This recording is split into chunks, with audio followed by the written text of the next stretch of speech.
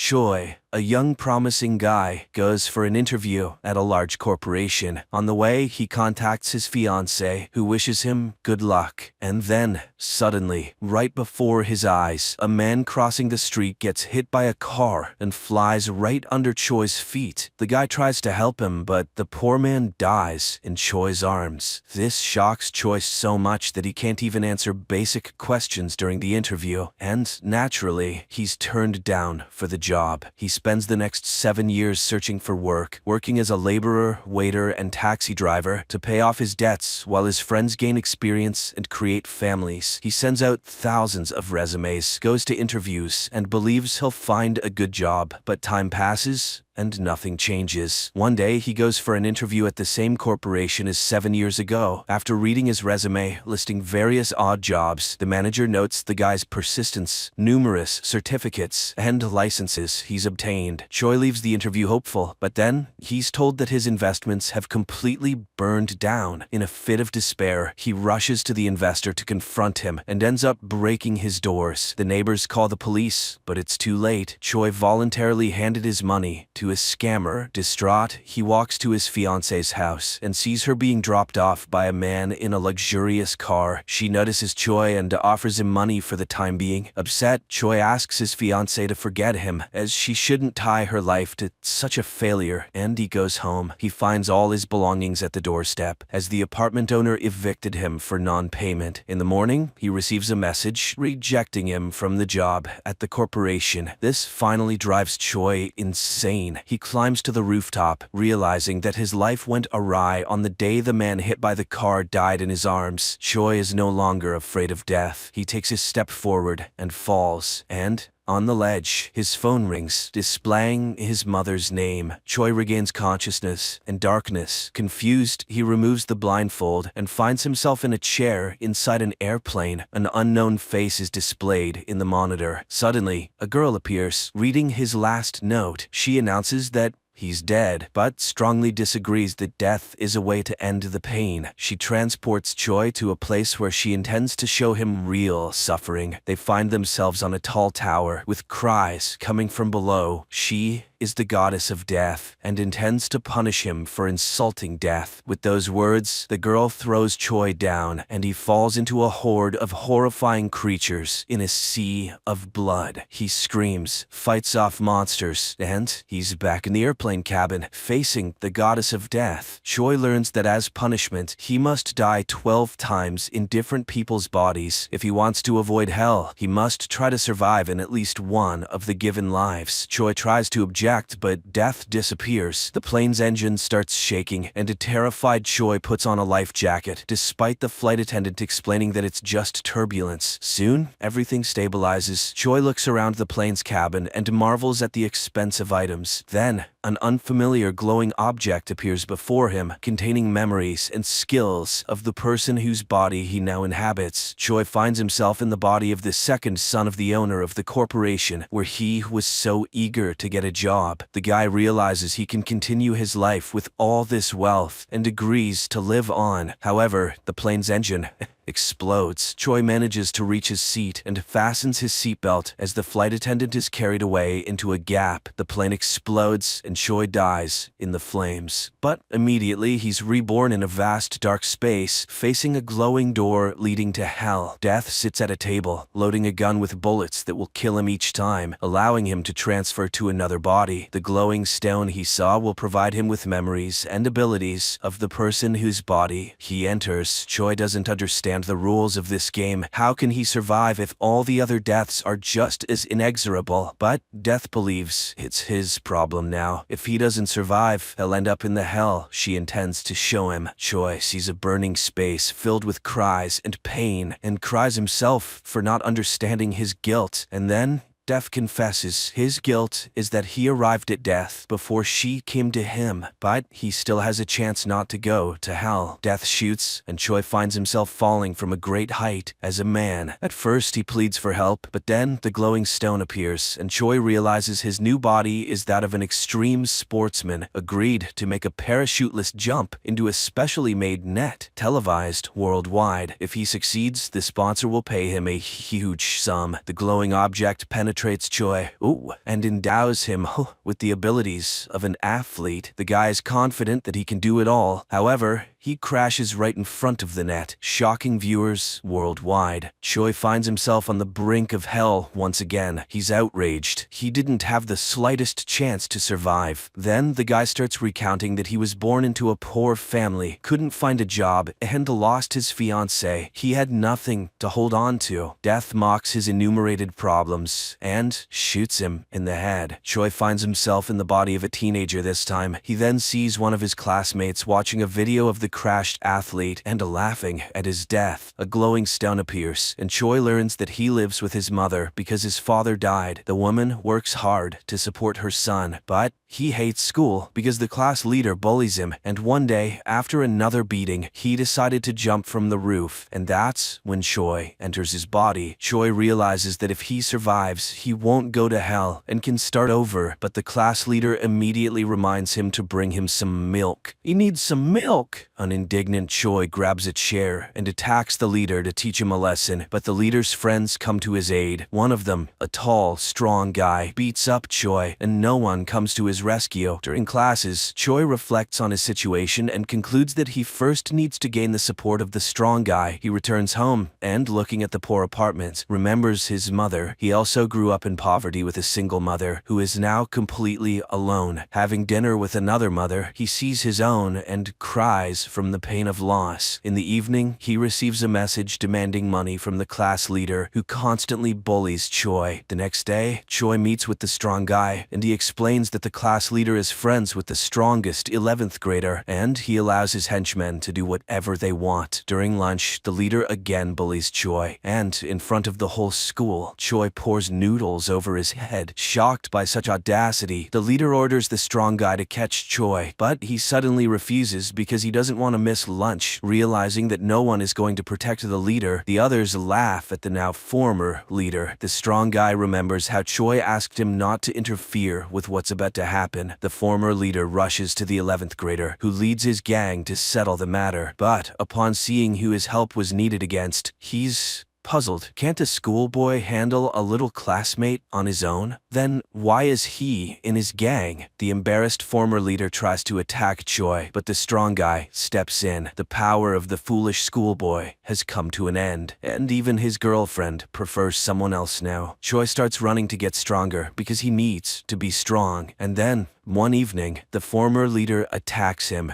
and kills him with a stone. Choi wakes up again on the brink of hell. He gets shot in the forehead and is reborn in a new body. He finds himself tied to a chair with a sack over his head. They torture him with water and then remove the bag, demanding to know where the girl and the money are. And when a hammer is raised above him, a glowing stone appears. Choi learns that he's in the body of a hitman. He once fell in love with the boss's girl, who asked him to help her escape. He hid the girl and the 10 billion won he stole from the boss and put in a secure place, but he got caught by the boss, and now the guy breaks free and attacks the thugs himself. He manages to turn off the lights and defeat the gang. Choi decides to find the stolen money, which he will use to start a new life. He opens the door and finds himself in a moving truck. Choi gets out on a motorcycle while the chase ensues. They corner him on a bridge, where he uses all of his skills to escape, causing a massive accident. Choi races through the night city on his motorcycle, but the pursuit doesn't let up. Then he enters a shopping mall, jumps into an elevator, and closes the doors before the pursuers can reach him. And when they finally catch up with him on the roof, he jumps straight into a pool. The boss orders to find the lucky guy, and he arrives at the pier, where a girl rushes into his arms, and when he tells her that the money is in the boat with lanterns, she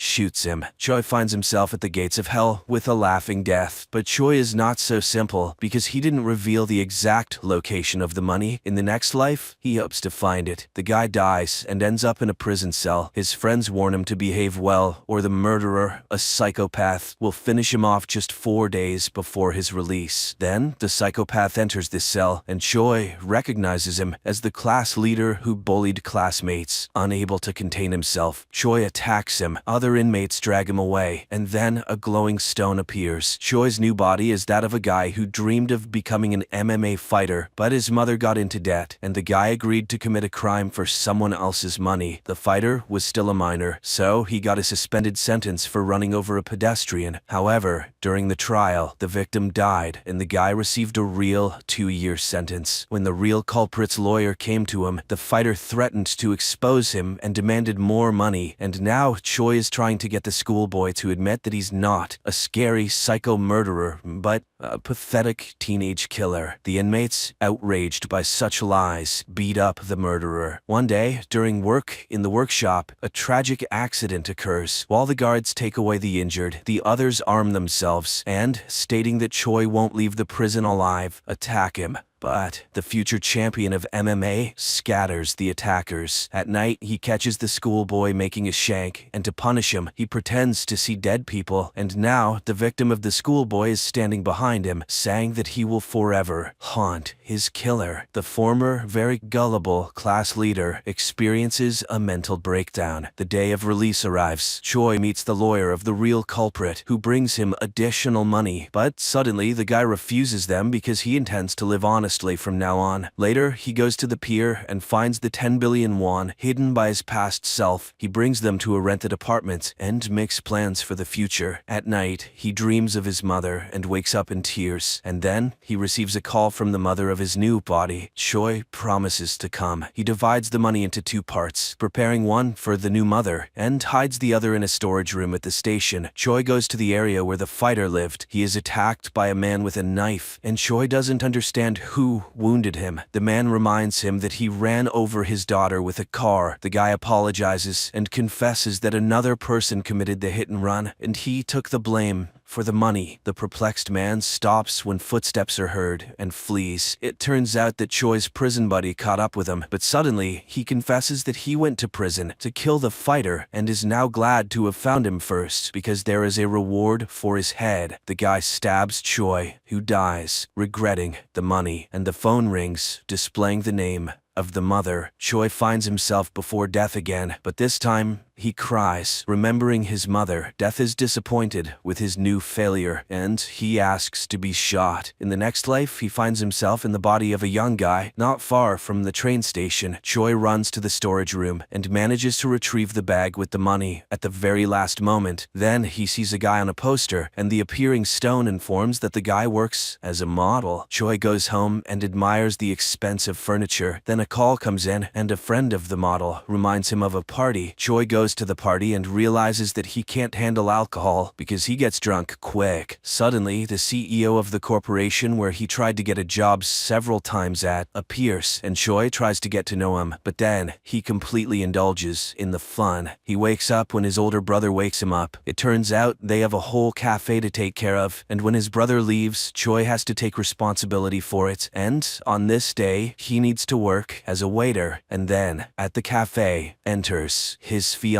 from his previous life, Ji-sil. The guy is completely speechless. He remembers how they met when the girl lost several pages of her first book, and he picked them up, and how he suggested they break up because he considered himself unworthy of her. And now, a new meeting. Choi's brother, noticing his awkwardness, informs him that the girl is a famous writer. Choi immediately Googles and learns that the girl's novel recently won a contest. It was dedicated to her favorite guy. Choi remembers the night before he jumped from the roof. Apparently, in that envelope was her prize money. Upset, the guy leaves to find the girl's book. As he reads it, he realizes that it was based on their shared experiences and events. He told her that no one would cherish her more than he did, and he promised never to let her go. Now, in the cafe, he remembers that he promised to give her a fountain pen after the publication of her book because, according to her, every true writer should have one. That evening, he secretly bought the pen and asked for it to be engraved, but he never gave it to her. Then, the man who he saw in front of her house that day approaches Ji-sil, but now he is with his family and calls the girl his sister. Choi realizes his mistake. The next day, he meets the girl with her favorite tea and asks for permission to tell her the idea of a new book. He tells the story of a person experiencing a series of deaths. The girl is amazed because he narrates everything so realistically. She asks for the hero's name, but instead, Choi asks for her her autograph, and suddenly he sees the same pen in the girl's hands, which, it turns out, was given to her by Choi's mother. From that day on, he meets with her daily and told her what his supposed hero was going through. The girl was astonished because everything sounded so realistic, as if he were talking about a real person. One day, he gave the girl a red umbrella because it was raining outside. He returned to the cafe, where a waitress broke a glass, and he helped her clean up the shards and cut his hand. Then, police sirens sounded in the distance, and the girls who entered the cafe began talking about the accident victim. Choi rushed to the scene of the tragedy and saw the broken red umbrella. He started shouting when he saw Ji-soo standing across the street. The girl saw all of this and stayed to bandage his hand and talk. She understood that the guy was scared for someone dear. After all, she behaved the same way when she learned about her beloved's death. As a farewell, she says that she won't come anymore because his stories reminded her of her loss. Later, she goes to Choi's burial place and cries in front of his photograph, and Choi himself watches this from the sidelines. After waiting for the girl to leave, he approaches the shelf with urns, where Choi's mother finds him. He hears her crying and cries himself, trying to beg for forgiveness. Later, he writes a letter to Choi's mother, supposedly from Choi's friend, and puts it in the bag with the money, and gives it to the woman. The next day, he meets Ji-soo and tells her the continuation of his story. She finds it amazing, and she allows him to accompany her home. On the way, she hopes that his story will end well because she feels sorry for the main character. He remembers how once she introduced him to her colleagues, not caring that he was a waiter, as she considered him hardworking and handsome. She meant everything to him, but he never told her that. He thought she would cope with his death, and now he wants to apologize for not understanding her properly and admits that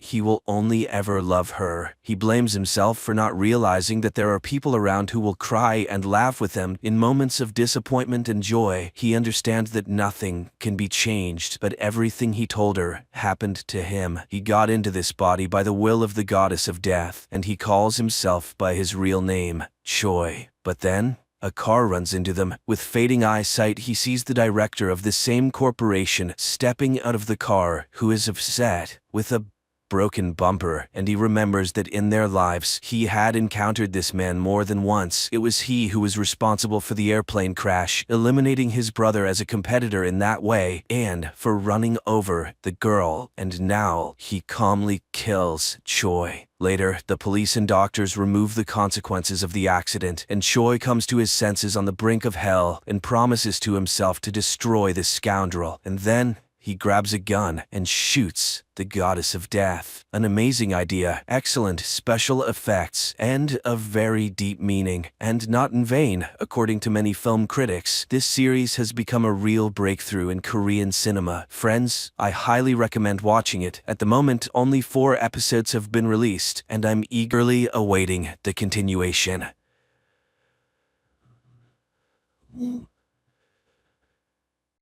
Turid Sayer, together with her teenage sons, Magne and Lauritz, returned to the Norwegian city of Edda after many years of absence. At the entrance to the city, their car gets stuck behind an old man in an electric wheelchair who is trying to turn right. Magne gets out of the car to help, and the old man's wife approaches him. Looking into the guy's eyes, she smiles with satisfaction. He's a good boy, and then she touches his forehead. Magne's iris changes color for a moment, and then the guy feels something unusual in the perception of the world. He returns to the car and, trying to close the window, breaks off the window lifter handle. Stunned, Magne turns the thing in his hands and suddenly says that it's going to rain. Mother and brother laugh. There is not a cloud in the sky, and immediately the car is showered with a heavy rain. They continue on their way and get to their grandmother's old house. Lauritz is not happy that there is a shabby-looking trailer near the house, and Magne picks up an advertisement that calls for making the air of the city cleaner. The next morning, the guys go to school. Oddly enough, the brothers are assigned to the same class. The thing is, Magne is dyslexic, which is expressed by difficulties with word recognition and insufficient abilities in reading and writing. Magne's attention is immediately drawn to a pretty blonde, Gry, but Lauritz is ahead of him, and Magne has to sit in the back of the class next to Isolde, who is not popular at school. A lesson on the Scandinavian gods begins, and Magne learns that Edda is the last Norwegian city to convert to Christianity. It was here that Ragnarok took place, during which the gods died and the fate of the giants remained unknown. During lunch, Magne sits at Isolde's desk again and learns that she's on the side of the Greens and is fighting against the pollution of the world. She also introduces the guy to Fjord Utul as son of the owner of the Utul Industries factories, Fjord's sister Saxa, and their mother, the director of the school by the name of Ran. And then she talks about her blog on YouTube. At the end of the classes, the two leave school together, and then Isolde notices that one of the wheels in her bicycle is bent.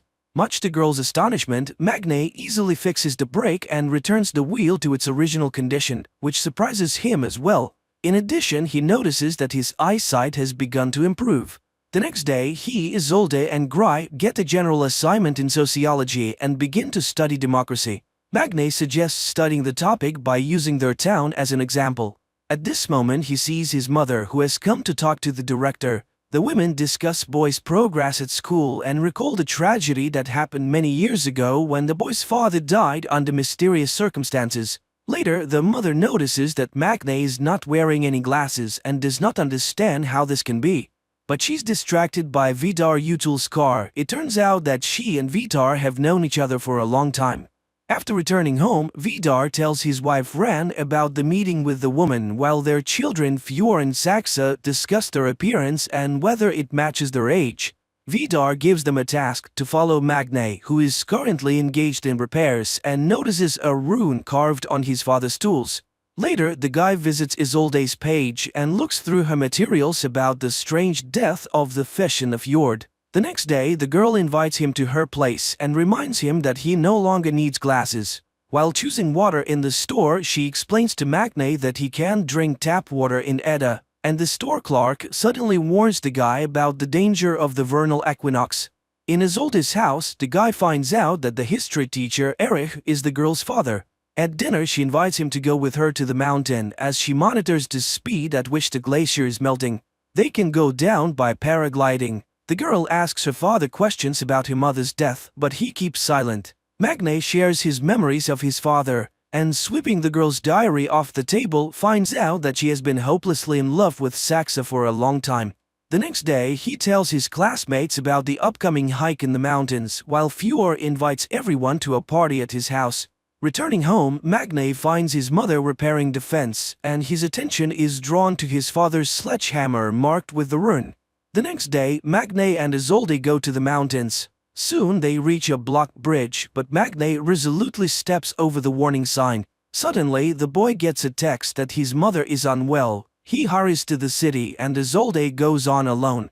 Meanwhile, Vidar's car is driving along the mountain road. Stopping on the side of the road, Vidar goes outside, undresses, and starts hunting deer grazing on the mountain. With one blow, he kills the animal and rips out its heart. Meanwhile, Isolde reaches the glacier and sees her marks. She takes water samples and then notices the thawed entrance to the cave and photographs it. Once inside, she finds a door blocking the entrance to the depth of the cave. Standing over the fjord, Vidar eats the raw heart of the deer and emits a heart-rending cry, which frightens Isolde. Upon reaching home, Magne discovers that his mother is absolutely fine and, angry at his brother's stupid joke, goes outside. He sees Isolde paragliding down the mountain. Suddenly, the paraglider starts drifting towards electric wires.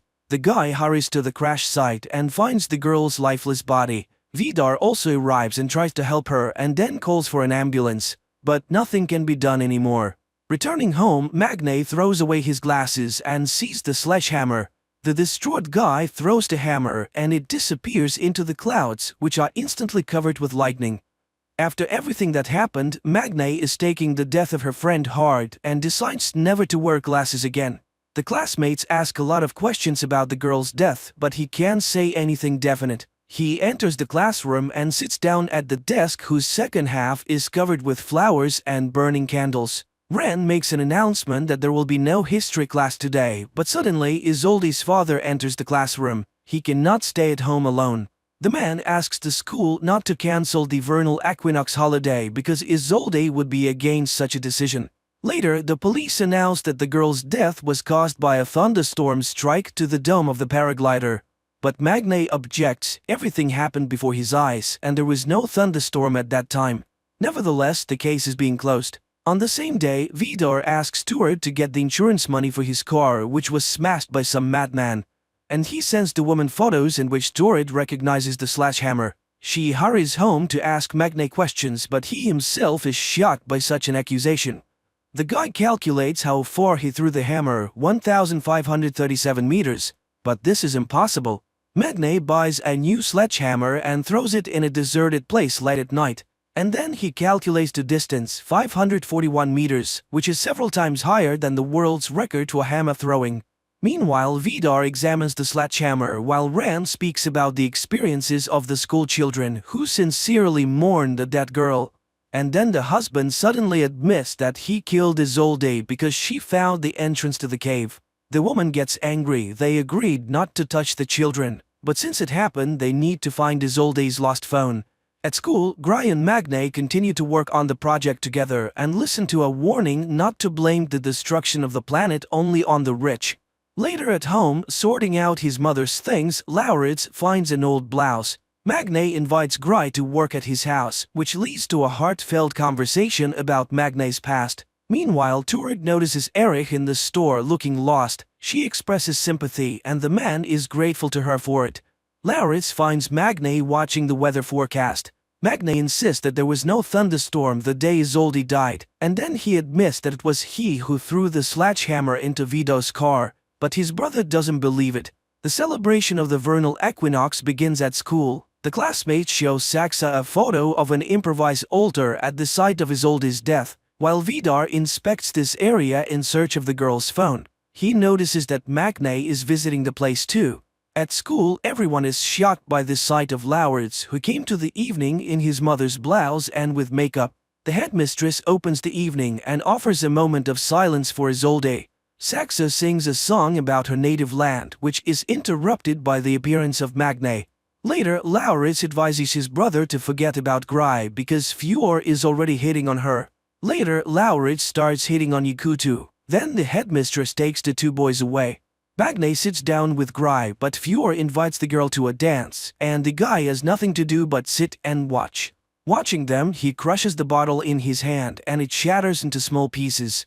He goes to the men's room where he meets Oscar, whose mother is a police officer, and he blurts out that the girl died from hitting a rock. At this time, hot dancing begins in the hall, and Magne sees the headmistress surrounded by boys. Fjord puts on his music and he and Saxa begin a strange sensual dance to which Laurits joins. The three of them squirm on the dance floor much to the delight and astonishment of the crowd. Magne goes to Isolde's father's house and informs him about the change in the cause of his daughter's death. He is sure that the police are lying, but the inconsolable father asks to not disturb the peace of his dead daughter. Out of anger, Magne easily moves the multi-ton car in front of the house, which terrifies Erich. At this time, Fjord, Laurits and Oscar are going to the altar, and younger Utul, ridiculing people's stupid beliefs, urinates on the burning candles. Oscar manages to record this and upload everything to the internet. Fjord orders the video to be deleted, but it has already gone online. Magne is reviewing numerous notes about violations of environmental regulations by Utul Industries, which Erich shows him, and he throws away the girl's diary because she has the right to personal secrets. And at Utul's house, the owner is feeding his dog when Ran shows him a scandalous photo from the altar. The husband promises to deal with this issue. Saxa is trying to find out at least something new about Magne from Gry, who stayed overnight at their house, but she does not know anything. She goes to the bathroom and witnesses Vidar beating his son. The man is furious. People worship them too and sacrifice to them. Therefore his son insulted him with his act too. Frightened, Gry hurries to take refuge in Saxa's room. The next day, Isolde's funeral takes place and everyone goes to church, but returning home, the Sayer family finds their home trashed. The brothers go to the homeless neighbor, accusing him of stealing from their house. He admits that he has been in the apartment, but only after another man who arrived there in a big black car accompanied by a dog.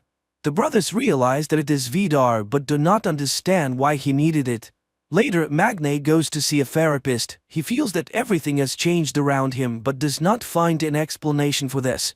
He talks about the robbery and accuses the police of inaction, and the therapist tells Ren about the session. Back home, Magne tells his mother about the conversation with the neighbor and blames Vidar, but Turid says that it's absurd and does not want to hear anything about it, especially since Eric has arrived. He hands Isolde's laptop to Magne because his computer is already failing. The guy searches the computer and finds data on changes in natural conditions in the vicinity of Edda.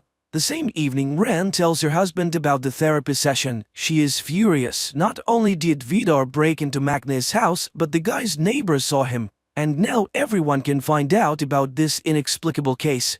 The next day, Gry confesses to Fjord that she saw the beating, and it shocked her. But he changes the topic of the conversation. The girl agrees to ride with him, but Lauritz and Saxa are also in the car.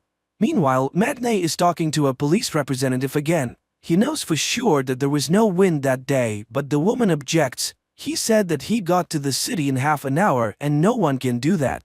The young people are driving along a mountain road and Fjord puts on a song in the ancient Icelandic language, which is surprising to Gry. Suddenly, a bird breaks against the windshield of the car. Saxa and Fjord come out to look at it. The sister reminds them of the need to learn at least something about Magne and eats the bird. Puzzled by the officer's words, Magne goes to a deserted warehouse and starts jogging to see how fast he runs. He does a 100-meter dash in just 7 seconds. Meanwhile, Erich has given Isolde's jacket, which has traces of blood on it, and Vidar follows Magne and witnesses an accident in which the guy is hit by a snowplow. He joyfully announces to the family about Magne's death, who interfered with their affairs. Then Vidar confesses to the children that he killed Isolde because she found dangerous things hidden by them in the glacier. Ren reminds them of the danger they are exposed to by getting close to mortals. Meanwhile, the doctors at the hospital are perplexed. The guy who was hit by the snowplow has no injuries at all. Magne goes home, and he doesn't know that at this very moment the body of his deceased neighbor, who was a witness to the robbery of their house, was being brought to the morgue. At home, Turid thanks the gods for saving her child's life, and Magne makes another note. He is now also invulnerable. His sight and sense of smell also have improved. The next day, during the lesson, there is a skirmish when Magne blames the Utul plants for the emissions of harmful substances which caused the inhabitants of the fjord to die. Saxa resolutely defends her father. After the lesson, Magne asks the teacher to test the dried blood from Isolde's jacket. He is sure that there's someone else's blood on the clothes. At least they smell different. The woman is surprised by his sense of smell and agrees to run the test. Later, Gry asks him questions about the incident. He shows her the jacket and asks her to smell it, but the girl does not detect the difference at all. In the afternoon, a group of classmates goes to a cafe where Oscar breaks the news about Ren's behavior the previous evening, which he learned about from his friends. Saxa is outraged by the silly rumors and stirs the conversation towards Gry, who is still a virgin. This pisses Gry off, and she goes home where she finds her father in front of a can of beer. The man is upset. The insurance company refused to pay him money for his sick lungs. No one sees the connection between the disease and the emissions from the U2 factories. Meanwhile, Vidar is raging in his house. No mortal could have survived. Who is this guy? To which Ran promises to find out everything very soon, since in the evening the brothers will come to them for dinner. Magne and Lauritz go to the Utul house, unaware that they are the only guests of the evening. They are seated at a chic table and are treated to alcoholic drinks. The hosts do not skimp on the drinks. Vidar pours Magne mead, the drink of the ancient gods. Feeling intoxicated, Magne begins to behave inappropriately, and throwing an axe at the target hanging on the wall simply breaks it. And then he confides in Ren about his new strength. The woman is surprised and offers to fight with her hands. The guy promises to defeat her and holds out his hand.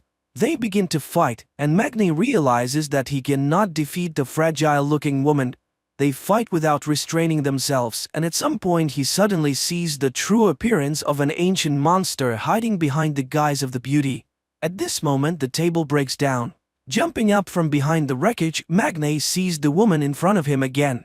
He goes to the bathroom and after washing his face, looks up at the mirror and suddenly sees the face of an ancient warrior staring back at him. Coming up next, a recap of the following episodes.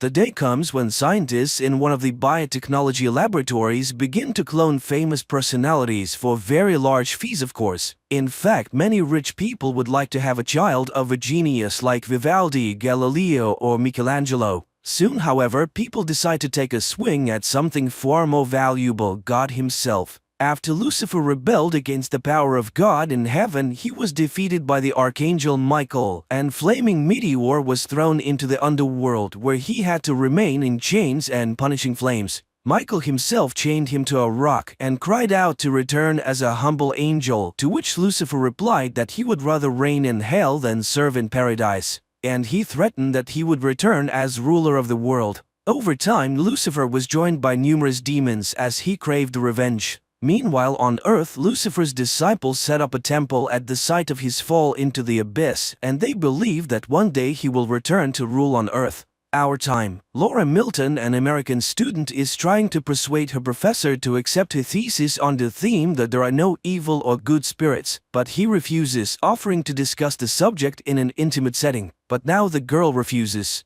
At the same time, a rare exhibition begins at the museum, the Shroud of Turin, which contains the DNA of Jesus and is a record of the fact of his resurrection. Everything is on display. Laura enters the museum after receiving a pass, a badge from a priest she knows. Marconi explains that Christ was wrapped in the shroud the day he died, but that when he rose from the dead, his body shone so brightly that his imprint remained on the cloth. Thus, the shroud is a picture of Jesus. The priest then escorts Laura to the statue of the Archangel Michael, who has been brought to the museum to guard the shroud. The War of the Angels was the first war and the first evil, but Laura disagrees. Evil is not an external mystical force, it is a personality, and when trouble happens to loved ones, it is foolish to blame the devil. But Marconi is sure that only Michael stands between the devil and men. There are many prophecies that Lucifer will return, but the father hopes that he will not find a way out. The priest leaves to go about his business, and Laura gets comfortable and begins to draw.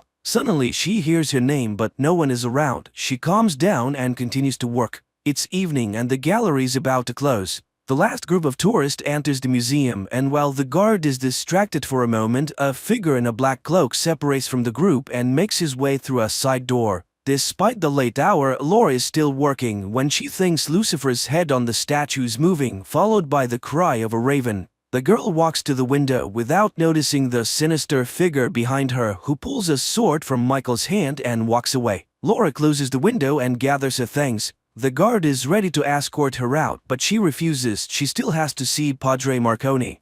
She goes to the chapel and sees a figure in black slaying the guard with a sword. The girl runs away in terror and hides in the confessional, watching as the woman with the sword breaks the glass over the shroud. Padre Marconi arrives at the noise and, in the name of Saint Michael, demands that the sacrilege cease, but the woman throws him aside and pierces him with her sword. Laura moves carelessly and the villain notices her. She orders her underlings to take the shroud and the girl, hoping that he might like her. The bandits leave while the mortally wounded priest summons the Archangel Michael to occupy his body and defeat his enemies. Immediately, a luminous whirlwind descends from the heavens and the father comes to life. He tries to catch up with the villains, but they drive away. The plot is moved to a private auction where one of the scientists, Dr. Laurent, explains that he has managed to create a procedure by which he can grow babies from the DNA of great men, thus resurrecting the most prominent figures in the history of mankind. And as proof, he presents the reincarnation of the great Vivaldi and his proud parents. The next lot, he presents the new Michelangelo Buonarroti, and the whole rises in a burst of delight.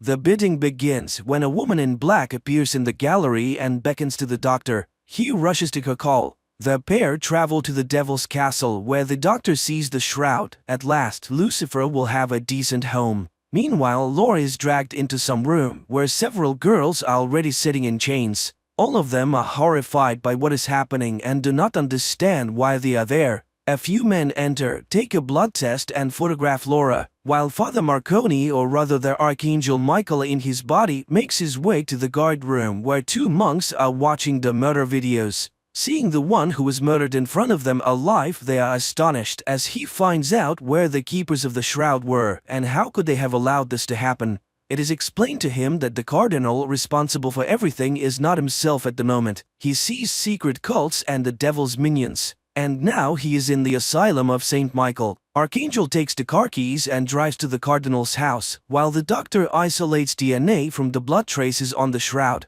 The old cardinal meets Michael with a gun, and upon learning of what has happened becomes enraged. He warned them, but looking into the man's eyes he realizes he is not Marconi. The cardinal shows Michael Lucifer's castle and suggests that his minions intend to revive him. He reminds him the scriptures say that one day the devil will be freed from his chains and will rise from the underworld. Apparently the time has come. Two monsters are responsible for his release, a woman and an underground monster, but only Michael himself or God can set Lucifer free.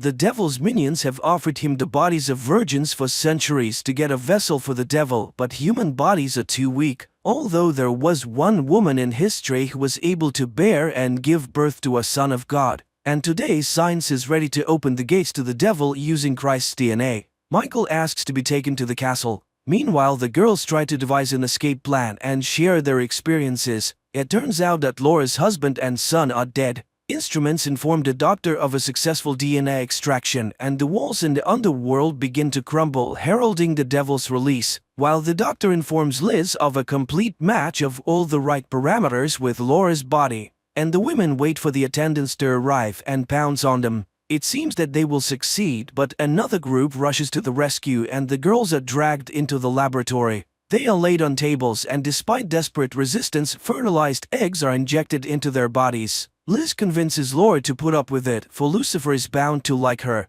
In the meantime, Cardinal escorts Michael to the entrance to the dungeon and warns of caution. A monster awaits ahead. At this time, the devil's minions gather in the hall with the well. Two impregnated girls are tied to a pillar in the center, and the monster who has come out takes them and leads them to the gateway to the underworld. The girls are put in an iron cage and lowered down, while Lucifer is already waiting for them. Sensing the approach of the possible Holy Mothers, he removes their collars and, transformed into a luminous stream, rushes towards them. The women are seized by the subterranean monsters and the stream enters one of them, but her body fails and she dies. Then the glowing worm enters Laura's body. Liz and the servants greet the living woman with delight. The choice is made. She is escorted into a glass cage where it is explained that her child will be the new Jesus. Meanwhile, Michael sneaks inside the castle and, having obtained a guard's uniform, finds the shroud and tries to find Laura. The doctor enters, but Michael rejects him and sets fire to the laboratory. He finds Laura, but the woman realizes it is not her longtime friend. She runs away. The Archangel has to run after her. He manages to drag her into a storage room where he explains who he is and finds out exactly what was being done to the woman. The couple escapes when Liz is informed that the shroud is missing. She gives an order to detain Laura at all costs, and the guards rush in after her. Laura and Michael in the meantime try to hide from the underground monster in narrow passages, but it catches up with them and attacks the Archangel. And while he wages a hard fight, Laura is grabbed by the guards.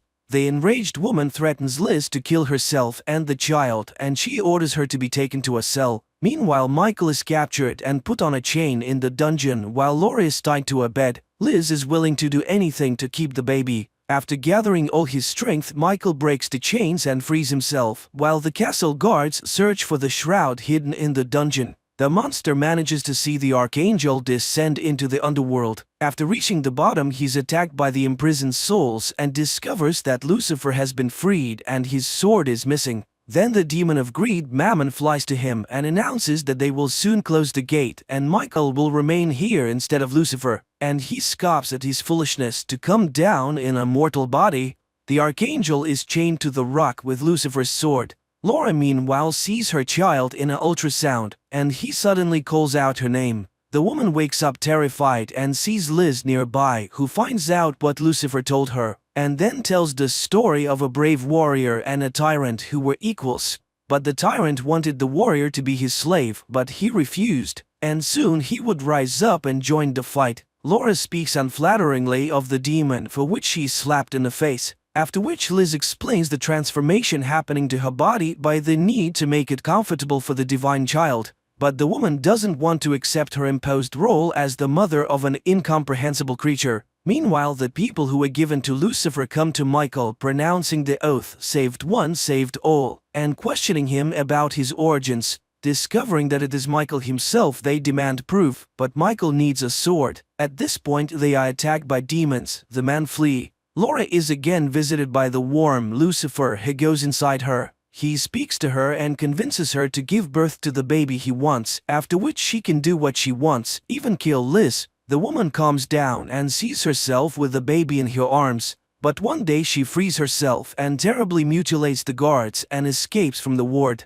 When she sees the consequences of her actions, she is horrified. What has been done to her? She manages to make her way to a warehouse, and after locking herself inside, she drinks a canister of chlorine. Liz finds it and promises that soon Lucifer will consume her completely and then she will find peace. But then Laura suddenly gains unprecedented strength, grabs the hated Liz and spews the contents of her stomach on her. From Laura's womb, Lucifer himself begins to speak to Liz and demands that the woman be killed as soon as he is born, and to destroy all who knows of what is happening. Laura is imprisoned in a glass sarcophagus to prevent any further attempts to kill the child, and Lucifer returns to the underworld where he sees Michael and taunts him. He offers an alliance that no one will be able to defeat, but the archangel refuses to support the rebel. He thanks Michael for his new home, the body of Jesus himself, which will be his own.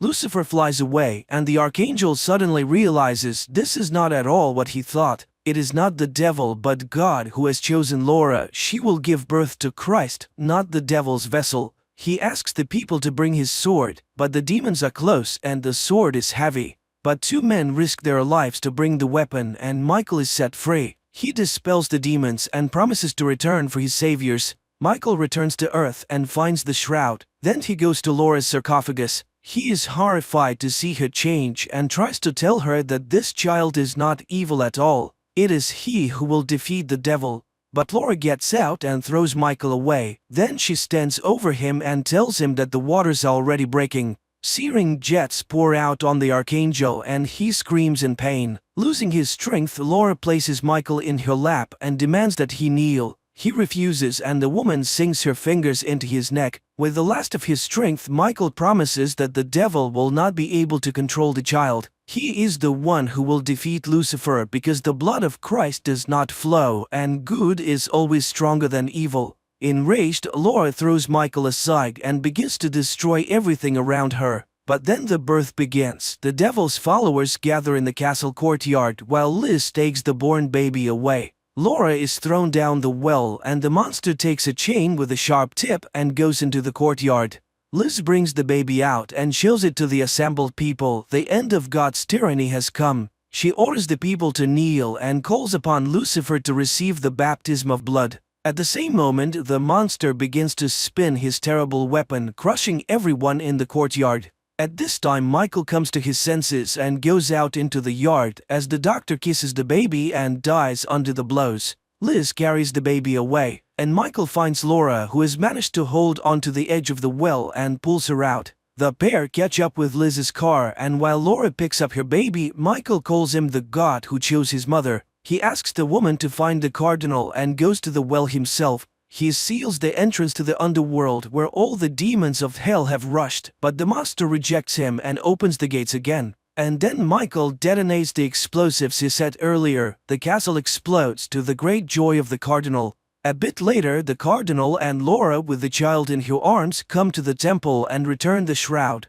And Michael descends into the underworld and frees the people who believed in him. After a while, Liz observes Cardinal and Laura with a grown boy walking through the woods, and she calls the baby Lucifer. And he turns around and shows a dark jet showing out of his nose. Then he turns away. Pretty unusual film which raises the themes of the struggle between good and evil, but viewed through the prism of the scientific achievements of our time. And some doubts arise as to whether man truly understands what he is really doing.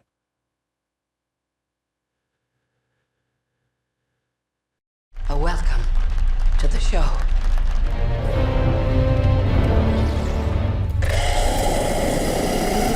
A man is running through a dark forest in Ireland. He seems frightened despite constantly encountering signs with the words "point of no return" and various numbers, indicating either directions or distances to something. However, he fails to escape. Darkness quickly envelops the surroundings, a flock of birds flies overhead, and he falls into a pit. In the next moment, an invisible force grabs him and drags him away. Elsewhere in the country lives an artist named Minna who works in a pet store. One day, her boss asks her to deliver a rare parrot to a zoo in a neighboring city, and Minna agrees.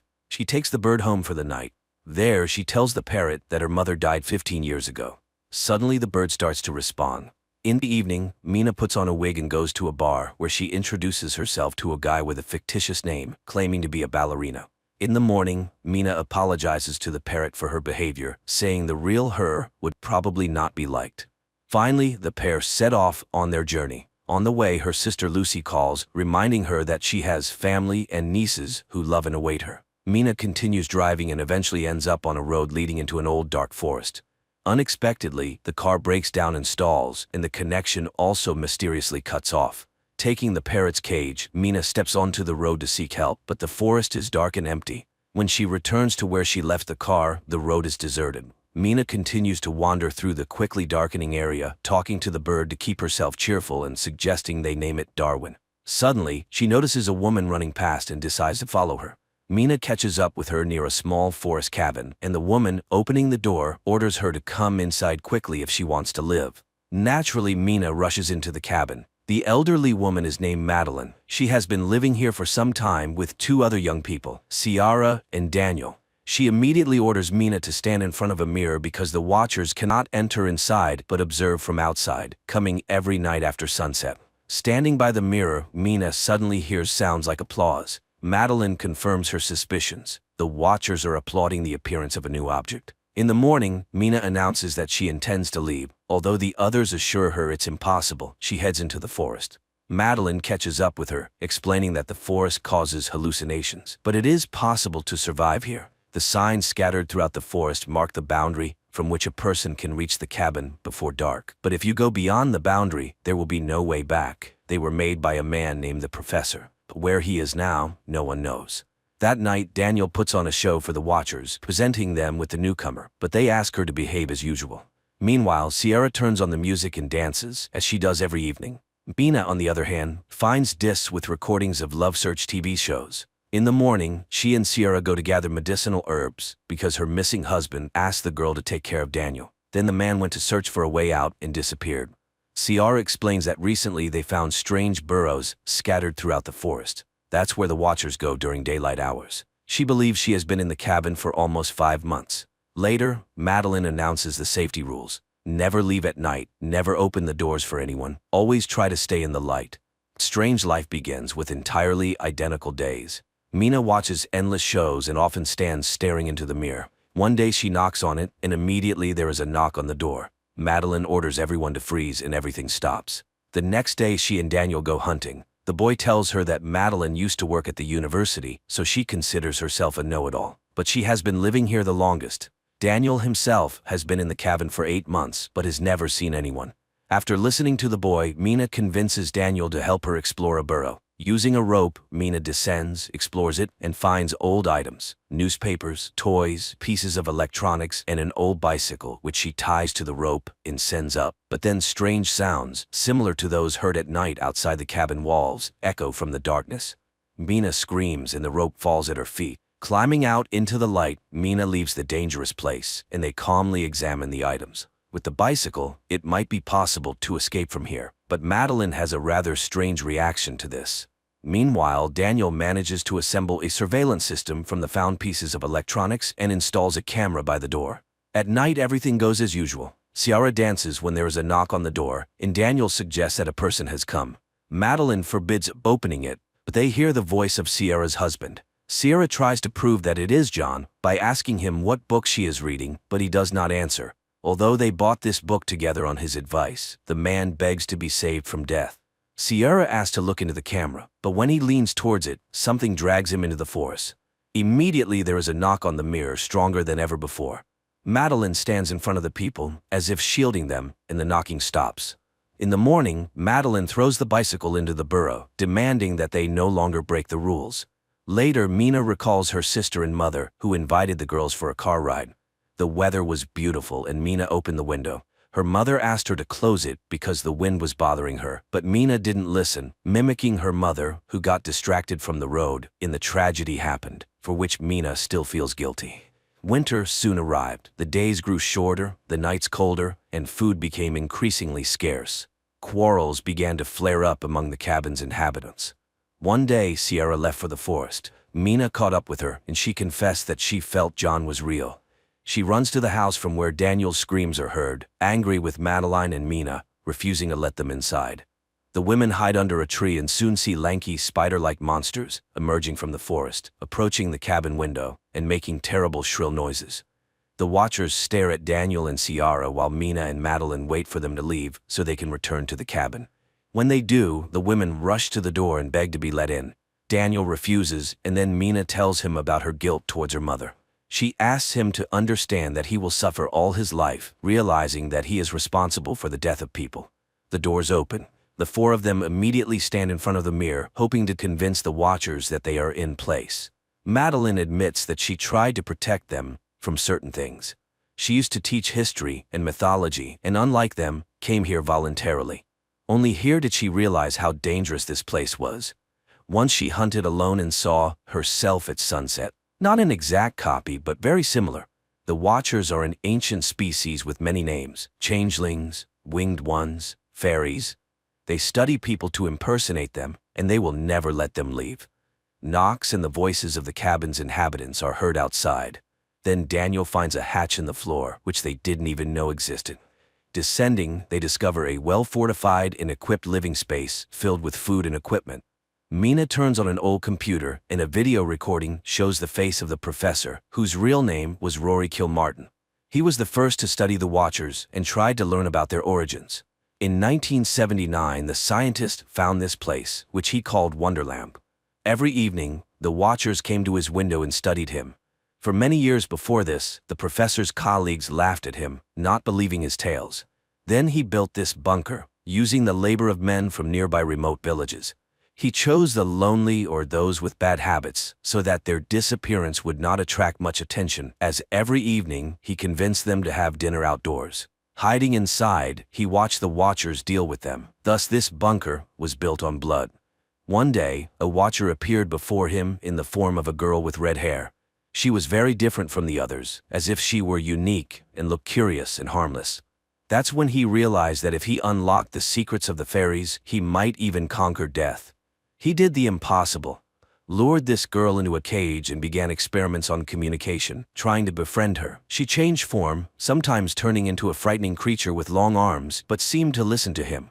Gradually, she became close and understandable to him, but now the professor realized he had achieved nothing significant and was ready to end his life. He hid a boat by the river, and this is the only way out. Just follow the birds. He asked the survivor to go to his university office and destroy all the documents found there, and now he will go to her and stay here forever. In the last recording, they see Kilmartin climbing up. Gunshots are heard, and then all is quiet. Realizing that this is their last night in the forest, Sierra turns on the music and invites Daniel to dance, but he seems upset about leaving. He says his family is dysfunctional, and he has nowhere to return to. Then the girl offers to let him stay with her for a while until they find him a good occupation and place to live, as they have become good friends. In the morning, the group sets out to escape, guided by the signs and Mina's parrot, whom she asked to lead them. Soon they reach a massive stone disc in the ground, covering the entrance to a huge tunnel. Madeline explains that this is where the last representatives of the ancient fairy race were locked up, who were once very friendly with humans. After many centuries, they managed to surface, but now the friendship has turned into hatred. They stay here because they are held by magic, so they need to run far away. They walk all day. Dusk falls, but there is no river or boat in sight. It starts raining, and they fall into despair when they see huge flocks of birds flying in one direction. They run after them and reach the river. The women rush to the boat when Daniel hears screams behind him and sees John. He returns for him, rejoicing that the man survived, but it turns out to be a changeling. The women scream, begging Daniel to run, but he doesn't hear and dies at the hands of the Watcher, who then takes on his form while Madeline, Mina, and Sierra sail down the river. The women wake up in the boat and see that they have returned to civilization. They stop a bus and ride to the city, listening to music and only now realizing that it's over. Later, Mina goes to the university where Kilmartin worked, posing as his niece to enter his office and fulfill his last request. There, she finds more documents, photos, and a recording in which he discusses the fairies and the fact that there are still half-blood children in the world. Mina finds a stack of photos and, looking at them, seems very surprised. In the evening, Mina goes to Sayara's house, showing a photo of Madeline from the professor's belongings, explaining that it is his wife who died several years ago. So the Madeline they lived with in the cabin was a special fairy capable of moving during the day. It was she whom Kilmartin caught. He couldn't kill her, and she took on Madeline's form to return to civilization. Then a car pulls up to the house, and the real Ciara gets out, while the one she's talking to is actually a fairy. Realizing she has been exposed, the fairy knocks Mina out and changes shape again, turning into Daniel. They just want to live like other species. But due to human hatred, they are forced to stay underground. The fairy turns into Kilmartin and goes to Mina. In the house, the fairy transforms into her and prepares to kill the girl. But Mina says that there are others like her somewhere because she is half human and acknowledges that it was unfair of humans to banish the fairies from their world. The fairy softens and spreads her wings, admitting that Mina might be right, and she flies away. Mina revives Ciara. Later she reunites with her twin sister Lucy, finally forgiving herself for their mother's death. She tells her about her experience, admitting that she still sees Madeline appearing in the forms of other people. Her nieces arrive to show Mina a drawing of her and Darwin, whom she still keeps as a pet. Meanwhile, outside, a girl with red hair appears, looking at their apartment windows and taking on the form of a girl with a strange face. This is probably not a horror movie, but rather a scary bedtime story when a child doesn't want to sleep and asks for something frightening. Everything builds up slowly and tastefully, but the ending unfolds somewhat mundanely, although mysteriously.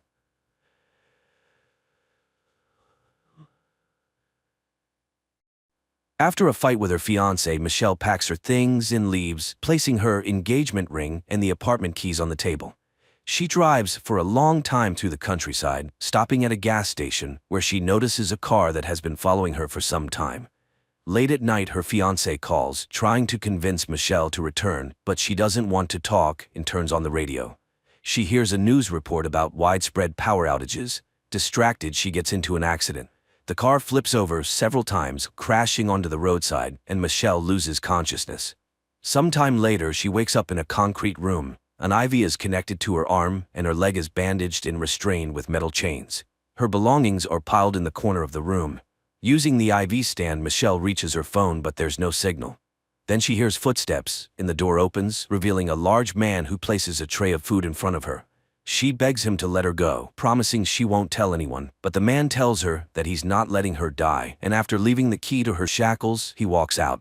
Michelle frees herself, gets dressed, and sharpens the end of a crutch, preparing to fight for her freedom, but the man is gone, so she sets a piece of clothing on fire and pushes it into the ventilation duct.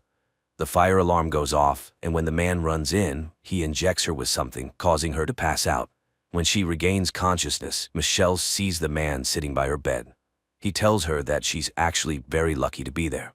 She must eat and take her medication because humans have been attacked, though it's still unclear what kind of attack it is. They are now in a bunker beneath his farm.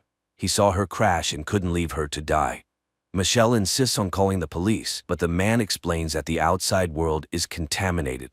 It will take at least a year for the air to be breathable again, and that's only if it was a simple attack. If it were something like Martians, humanity might be doomed. Michelle asks to contact her family, but the man assures her that everyone left on the surface is dead. As Michelle tries to process what she's heard, there's a loud noise from the next room. The man leaves, leaving the door open, and shouts at someone, then returns and angrily reminds her that she should be grateful to him for saving her life. Before he leaves, he introduces himself as Howard. The next morning, Michelle is awakened by a sound coming from the surface and sees the door open. She walks out and wakes a young man sleeping in the hallway. He tries to reassure her, but she explains that she doesn't believe Howard's lies. However, Emmett confirms that everything is indeed as Howard said. Later, Howard shows Michelle the bunker. In the center is a communal area where a special system filters the air. There's a library, a TV, and movies on disc. The kitchen is impressive, with an electric stove, fridge, and silverware. The table is a family heirloom. Access to Howard's personal room is forbidden.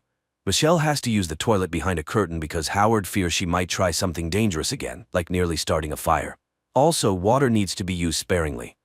After the tour, Howard invites her to sit at the table for lunch. Michelle notices a stack of women's magazines, and Howard explains that they belong to Megan, who is no longer with them.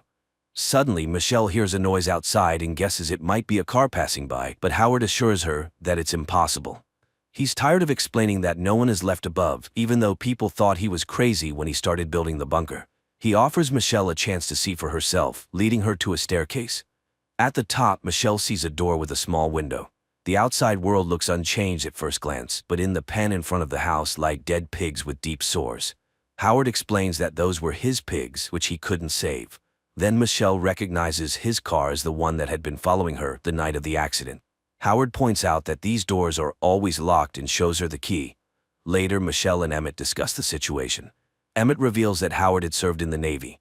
Afterward, he bought the farm and hired Emmett to help with the chores. Howard is obsessed with conspiracy theories, which is why he built the bunker. Emmett wasn't kidnapped. He ran to Howard's bunker hoping to take shelter because he saw Howard pouring all his money into its construction. Michelle reminds Emmett that it was Howard who caused the accident and brought her here, so everything he says about an attack is a lie, but Emmett insists she's wrong. He saw the attack himself, a flash, an explosion, and the horizon turned red. He's glad he made it to the bunker before Howard locked the door. Michelle tries to refute Howard's claims, unaware that he's been standing in the doorway, listening to their conversation. Howard invites them to dinner, remarking that the two seem to have gotten along well. During dinner, Emmett talks about his unfulfilled dreams and then notices a Monopoly game, suggesting they pass the time playing it. Howard gets annoyed by the chatter, and Michelle flirts with Emmett, provoking Howard's outburst of anger. He yells at her, demanding respect because he saved her life. While Howard is scolding them, Michelle manages to steal the keys from his belt. Howard notices her strange behavior and realizes the keys are missing, but before he can react, a noise from above distracts him and Michelle hits him over the head with a bottle, running for the bunker exit. Emmett shouts after her to stop, but Michelle reaches the door and slips into the airlock just before Howard can catch up. Michelle sees a car approaching the farm. She screams, trying to get the driver's attention, but a woman suffering from a severe skin infection runs to the window, desperately begging to be let into the bunker. Howard forbids Michelle from helping the woman, saying it's too late to save her. Realizing that some sort of attack has indeed happened, Michelle returns to the bunker. Later, Howard admits that he caused Michelle's accident, but it was this accident that saved her life. Howard lends her some of Megan's clothes and sends her to shower since she was near the door. He reveals that he recognized the infected woman as his former neighbor. Since most people knew about his bunker, others may come here too. Howard demands that Michelle stitch up the wound she caused and starts telling funny stories from his time in the Navy. Michelle begins stitching up Howard's wound as he continues to share stories, praising her for her efforts. Later, he brings a box containing her belongings from the car and asks her about her life. Michelle admits that she had dreamed of becoming a fashion designer. Howard in turn shares that his daughter Megan had wanted to be an artist. He shows Michelle a picture of Megan, a young girl, and laments that after his divorce, Megan's mother turned her against him and took her to Chicago. Howard expresses frustration that people don't care about their safety, but at least he tried to protect them. Later, Emmett comforts Michelle, telling her she couldn't have saved the woman outside even if they had let her in, she would have died anyway. They reminisce about their past lives. Emmett, who had been awarded a scholarship to a polytechnic school, admits he got scared and never left for it. Michelle, meanwhile, reveals how her father used to beat her, leaving her terrified of confrontation throughout her life. Emmett reminds her that, despite everything, they're the lucky ones. They survived. Over the next few days, the three of them begin to coexist somewhat peacefully. They play games, prepare meals together, and make small attempts to adjust to their new lives. One day, a loud noise echoes from above. Howard suggests that, if it's the military, it's not Earth's military. The flashes they saw earlier were just the first phase. Now, the second phase, clearing out the territories, has begun, likely by alien forces. Suddenly, the air filtration system fails. Howard asks Michelle to climb through the ventilation shaft to restart the system, as she's the only one small enough to fit. She agrees and begins crawling through the ducts. Eventually, she reaches the filtration unit and manages to restart it. But while she's there, she spots something disturbing. A message etched into the glass that reads, "Help," along with a bloody earring lying beneath a ladder. The earring looks exactly like the one Megan was wearing in the photo Howard showed her. Shaken, Michelle tells Emmett about her discovery, suspecting that Howard might have done something to Megan. Upon closer inspection, Emmett recognizes the girl in the photo, not as Megan, but as Brittany, a classmate of his sister who went missing years ago. A second photograph falls from the book, showing Howard and Brittany dressed in the same clothes that Michelle now wears, standing together in the bunker. Realizing the danger they're in, Michelle and Emmett decide to plan an escape. They quietly start gathering materials. Michelle cuts a makeshift biohazard suit from a shower curtain, and Emmett constructs a homemade gas mask. Their plan is to take Howard's gun, tie him up, and then one of them will go for help. One evening, while playing a game of charades, they almost give themselves away when Howard starts suspecting that something is off. A few days later, Howard calls them into a room and shows them a barrel of hydrochloric acid, which he claims is for waste disposal. He then accuses them of plotting against him, revealing the tools they had hidden for their escape. Furious, Howard dissolves the tools in the acid as Michelle and Emmett look on, horrified. Trying to protect Michelle, Emmett takes the blame for the attempted escape, admitting that he used the tools to try and make a weapon. Howard, seemingly accepting Emmett's apology, coldly shoots and kills him. Shocked and heartbroken, Michelle watches as Howard calmly reassures her, promising that no one will ever harm her again. He begins taking care of her, offering her ice cream and talking about how they'll create a happy life together in the bunker. Determined to escape, Michelle rushes to finish her biohazard suit while mourning Emmett. But one night, Howard discovers the suit hidden among her belongings. Michelle manages to slip past him, but Howard catches up, scolding her for her ingratitude. In a desperate move, Michelle knocks over the barrel of acid onto Howard, causing a fire to break out in the bunker. She grabs her biohazard suit as a severely injured Howard tries to attack her, but she traps him under a heavy shelf and makes her way to the exit. By now, the bunker is engulfed in flames. With the fire spreading, Michelle crawls through the ventilation shaft, dodging Howard's attempts to stab her through the vent grates. She reaches the air filtration room and quickly dons her biohazard suit. Using a can of nitrogen, she freezes and breaks the lock on the outer door, finally escaping the bunker. Outside, Michelle heads toward a car, but tears her suit in the process. Panicking, she seals the rip with duct tape she finds in the vehicle. Just as she's about to relax, she notices a flock of birds flying freely overhead. Realizing that the air isn't toxic, Michelle removes her gas mask, but before she can celebrate, she spots an alien spaceship hovering in the distance, behaving almost like a living creature. As Michelle watches in horror, the bunker explodes behind her, drawing the attention of the alien ship. She frantically searches for the car keys, but can't find them. She runs to the car of the woman who had tried to get into the bunker earlier, but the car alarm goes off, alerting the alien. Terrified, Michelle hides in a nearby shed, where she finds the corpse of the infected woman. Searching the body, Michelle locates the car keys just as the alien creature begins investigating the shed, trying to force its way through the animal door. Taking advantage of the alien's distraction, Michelle sprints toward Howard's house, but as she reaches it, the alien ship flies overhead, releasing a poisonous gas. Michelle quickly puts on her gas mask and survives the chemical attack. She hides in the car, but the alien begins probing the vehicle, testing its defenses. When it becomes clear that the car is too difficult to breach, the alien ship lifts the vehicle into the air. Inside the car, Michelle finds a bottle of flammable liquid and a lighter. She quickly makes a Molotov cocktail and throws it into the alien ship's mouth-like opening. The resulting explosion destroys the alien, and the car crashes to the ground. Michelle survives the fall, climbs out of the wrecked vehicle, and drives away in the woman's car. While driving, she tunes the radio and hears news reports of humanity's victories over the alien invaders. There are instructions for survivors to evacuate and a call for those with medical training or combat experience to head to Houston. As Michelle stops to listen to the full message, she notices a sign pointing toward Houston. She drives in that direction, determined to help, and as lightning flashes, she glimpses an even larger alien ship looming in the sky. The film may not be a masterpiece, but the team's skillful execution is undeniable. The script draws you in gradually, raising unsettling questions about who can truly be trusted.